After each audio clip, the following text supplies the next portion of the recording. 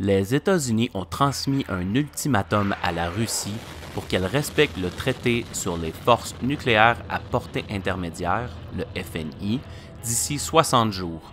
Si le traité n'est pas respecté par la Russie, les États-Unis se retireront.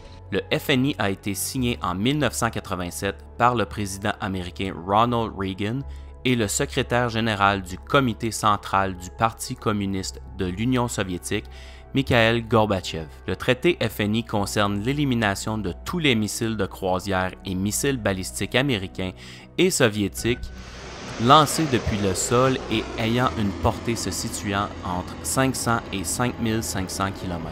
Cependant, les missiles installés à bord des sous-marins et des bâtiments de surface américains et russes ne sont pas couverts dans le traité. Alors que le président américain Donald Trump a annoncé le retrait des États-Unis du FNI en octobre dernier, l'OTAN a demandé au secrétaire d'État américain Mike Pompeo de laisser une dernière chance à la diplomatie avant d'officialiser la résiliation. Malgré cette demande, l'OTAN a clairement affirmé son support aux États-Unis tout en stipulant que la Russie a une dernière chance de démontrer qu'elle se conforme au FNI. Le secrétaire général de l'OTAN, Jens Stoltenberg, a aussi affirmé que l'Alliance doit aussi se préparer en cas de résiliation du FNI.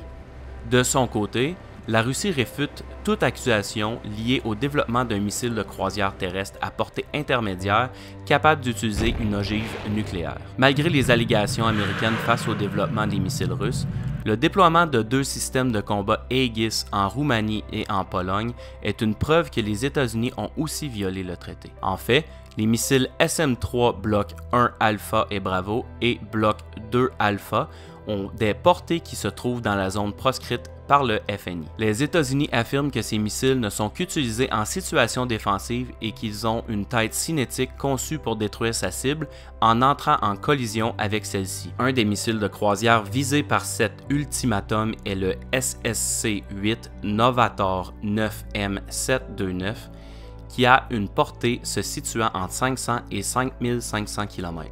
Selon les Américains, ce missile est quasi identique au Iskander-M, ce qui fait en sorte que l'inspection est extrêmement complexe.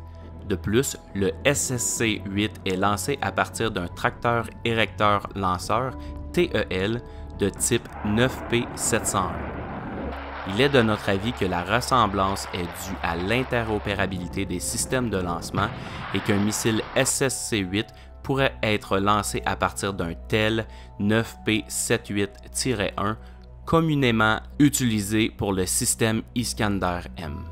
Pompeo a souligné un désavantage versus la Chine, l'Iran et la Corée du Nord quant à son empêchement de développer de nouveaux missiles à portées intermédiaires et que 3 efforts diplomatiques ont échoué lors de tentatives d'élargir le traité à ces pays. Les États-Unis ont soulevé la question du respect du traité plus de 30 fois depuis 2013 avec Moscou et la Russie n'a fait que démentir les allégations, toujours selon Pompeo. Les 60 prochains jours seront critiques pour l'avenir du traité. Si aucun geste concret n'est posé ou qu'aucune entente n'est conclue, l'Europe pourrait se retrouver au cœur d'une nouvelle course à l'armement entre Washington et Moscou. Ici Jonathan Wade pour Horizon Stratégique.